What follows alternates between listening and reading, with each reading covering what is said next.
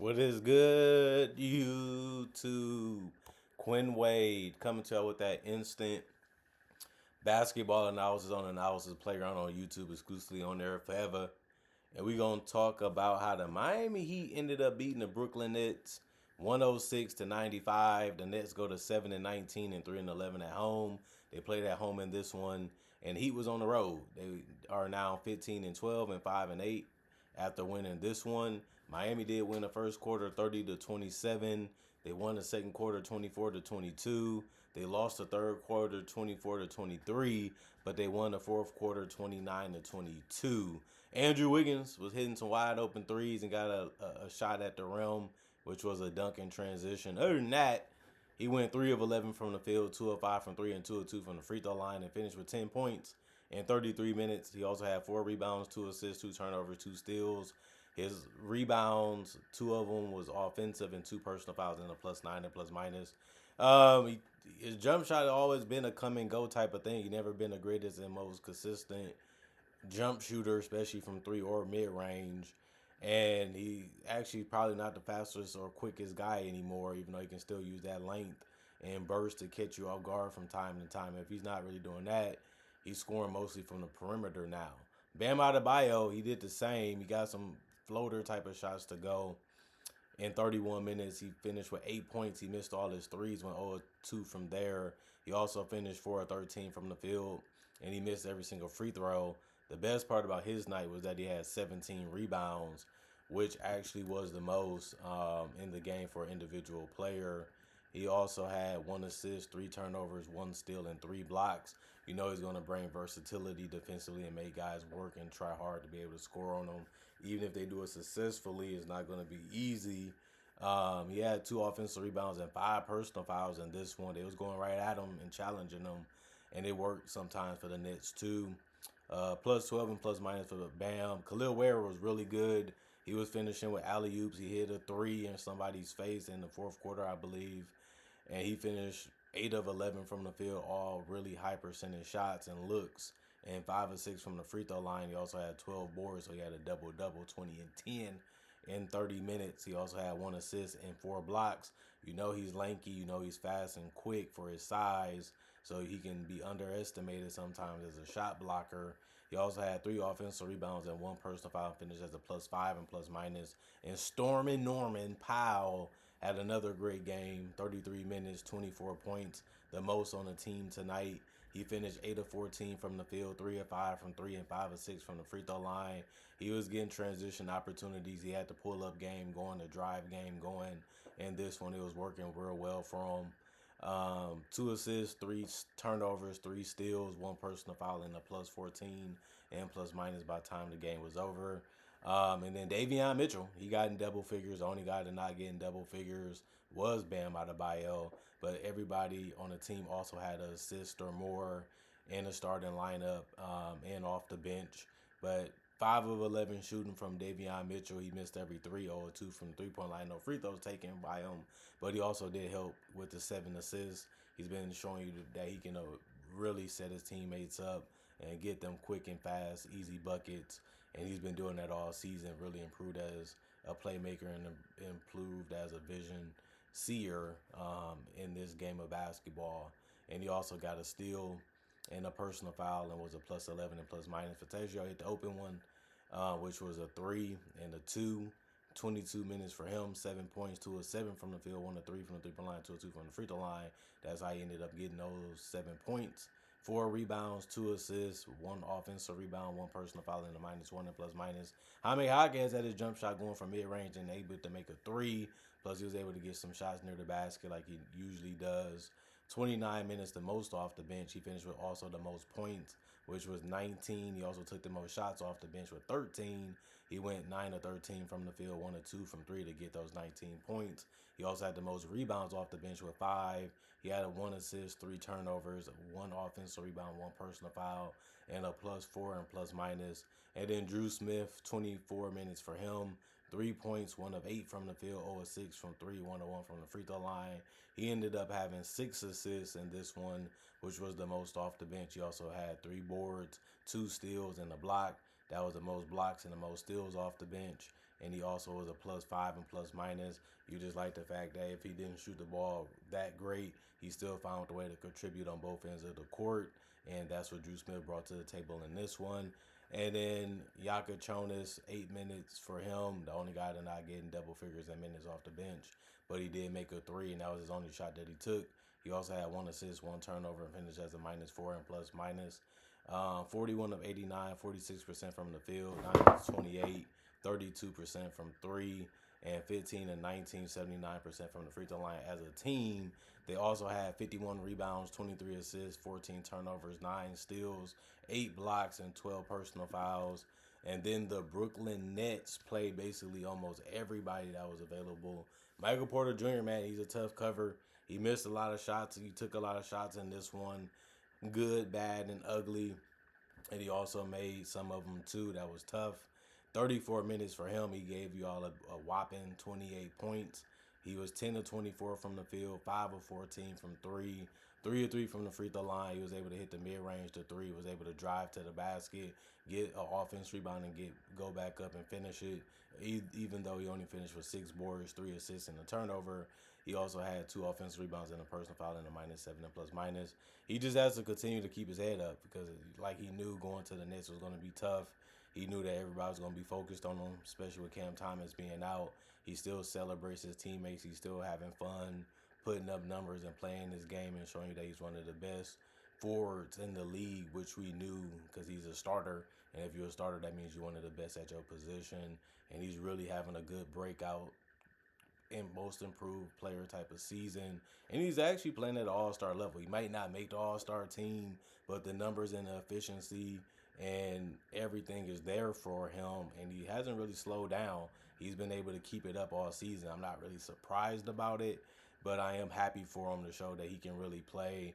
And he is as good as he thought he was, when he came into the NBA with all those back injuries that he got surgery on. And he's looking good out there for the Nets, and he looks better than Cam Thomas. But Cameron Johnson, I should say. But this is his team right now, and I'm loving what I'm seeing out of Michael Porter Jr. And he is better than Cam Thomas when he's healthy, but it doesn't really matter. They make a good 1-2 punch once they continue to play well and play more together. It only should make this team a lot better, but I think Cam Thomas might not be on the team in the future. We have to see how that plays out. But Noah Clowney is another good player for this team, but he didn't have the greatest game in this one. He did have 26 minutes played and had finished with only 8 points. He also went 2 of 13 from the field. They mostly was drives. And he went 0 of 9 from three and 4 of 4 from the free throw line. He had 6 rebounds, 3 assists, 2 turnovers, 1 steal in the block, 1 offensive rebound, 3 personal fouls, and a -7 from plus minus. I didn't really have a problem with what he was trying to do. He just couldn't make his shots in this one. And the defense made it tough. They made it difficult. And then he just continued to try to be aggressive, and it just didn't work out for him. Nick Claxton, he was doing some tricky things too, and it ended up working out for him, whether it was driving or just getting open shots that he just had to finish. He went 8 of 9 from the field, had 16 points in 35 minutes. That was the most minutes on the team for an individual player. He went 0 of 2 from the free throw line, had a double-double because he had 12 rebounds. He also had 8 assists, 2 turnovers, 2 steals, and 3 blocks, showing you that he has the effort and he has the want. It just sometimes doesn't be enough because they don't have enough scoring and enough playmaking on the team just yet. He also had 5 offensive rebounds, 2 personal fouls, and was a -12 and plus minus. Terrence Mann had another game where you say, what is you really doing out there in 31 minutes? He only had 4 points and only took 4 shots, and he went 2 of 4 from the field and 0 of 1 from three. He did have 3 rebounds, 2 assists, 1 turnover, 1 steal, and 2 blocks. 2 offensive rebounds, 4 personal foul, and a -8 and plus minus. Sometimes it just looked like he's not really even trying to do much. He's just trying to go out there and just stay out of the way. It's not a bad thing, but it's just something that I noticed. Is like, Terrence Mann, you playing a lot of minutes. It doesn't really even seem like you're on the court sometimes. And Yegor, 28 minutes, 14 points. He had the mid-range going, the 3 going. He just didn't do it efficiently in this one. He was 5 of 18 from the field, 3 of 12 from 3, 1 of 2 from the free throw line. He only had 2 rebounds, 1 assist, and it came with a turnover and 2 personal fouls and a -5 and plus minus. You got to deal with his up and down. shooting and scoring, because at the end of the day, this is one of the better players that you have, even though he's not the greatest player just yet. It's just part of his development process, knowing what shots he feel confident in and what shots he's willing to take, and still trying to find a way to handle the ball and make plays as the guard and the decision maker for this team. It's all a learning experience at the end of the day. Only your first season, so just keep trying and working at it and seeing how things can open up for you in the future. And then Jalen Wilson went 2 of 3 from the 3-point line, 3 of 5 from the field, finished with 8 points, 13 minutes. The shots he was shooting was wide open, which is good. 2 rebounds, 1 personal foul, was a +1 and +. Zaire Williams usually takes more shots and does more for the bench, but in this one he did play 19 minutes, which was a good amount, but he only finished with 2 points because he went 1 of 2 from the field and 0 of 1 from 3. He also had 2 rebounds, 1 steal and a block, 1 personal foul and a -10 and +. Danny Wolf got some layups to go. He also got a 3 to go, but he only finished 4 of 11 from the field and 1 of 4 from 3. He finished with 9 points, which actually was the most off the bench, but he actually did also play 20 minutes off the bench, which was the most.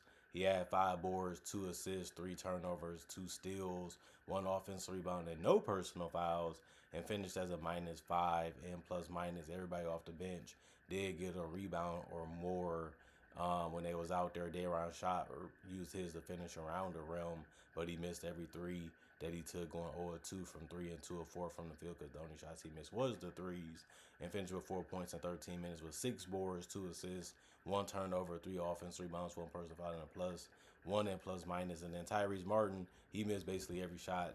Also, he went 1 of 8 from the field and 0 of 3 from the 3-point line, since he made a 2-point field goal. He finished with 2 points in 19 minutes. That's a lot of minutes to play. To be able to not play well sucks, especially because this was a close game and they stayed in it basically the entire game, but they just couldn't make enough plays and enough shots to be able to win this one. 2 rebounds, 3 assists, 1 turnover for Tyrese Martin, 1 offensive rebound, 2 personal foul, and a -2 and +. Drake Powell, 4 minutes, 3 rebounds is all he was able to contribute, and he was a -1 and +. And Cam Thomas is still out with that hamstring strain. Other than that, they shot 38 of 98. They shot more shots than the Heat, but the Heat made that a better percentage. While they only shot 39%, the Heat shot 46. They also shot 11 of 49 from 3. That's 22%. And the Heat shot 9 of 28, 32%. Neither team shot that great from 3, but the Heat did shoot it way better than the Nets, and the Nets did shoot more. And then 8 of 11, 73% from the free throw line. They shot 8 less free throws than the Heat, and the Heat made that a better percentage, 79 compared to 73.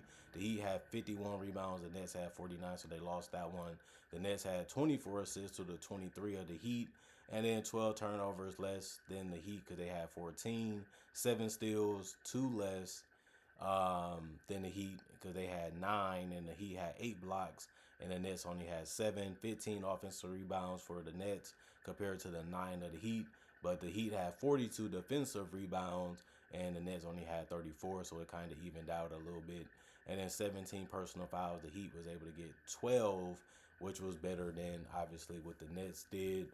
This was a game showing you the potential of the Nets. They do have a good thing going for them by being competitive and trying to go out there and play as well as they can, not trying to quit, not trying to tank. They just don't have enough, but they still showing you that they ain't really too bad, when it comes to being able to keep up with teams. And they just need some pieces to fill out the rest of this roster, need a couple more scorers and a couple more guys that can get their own and also play off, other players. And that all builds with the more that you play with each other. But the Heat was the better team. They did have the better players. They did have the better coaching staff. And they should have won this game. They got some trouble. They had, some chances to blow it. But they figured out to slow it down, get the shots we want, play the way we want, defend hard. And I feel like they made the better defensive play, especially in the fourth quarter, to be able to win this one. And that's what you got to do to win. They was able to get it done against an inferior team.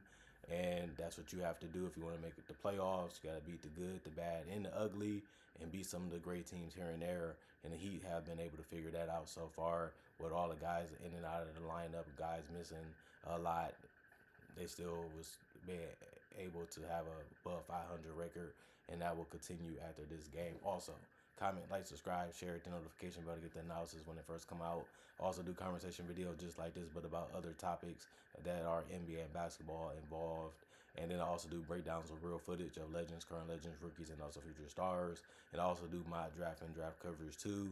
Plus, on top of that, I also got over 4,000 videos already on my channel right now that you can watch right now and enjoy this all for free. Plus, I try to upload videos every single day throughout the day to give y'all something to look forward to and something to watch when it comes to basketball NBA content. Other than that, thanks for watching. Thanks for checking out the channel. Thanks for showing love. Thanks for showing support. Thank y'all for staying loyal. Thank y'all for appreciating the content for what it is and continuing to come back and enjoying what I have to say and loving what I have to say about this beautiful game of basketball that we share a common interest in. And also thank y'all for just being there for the last 10 plus years I've been doing this and continue to be there now.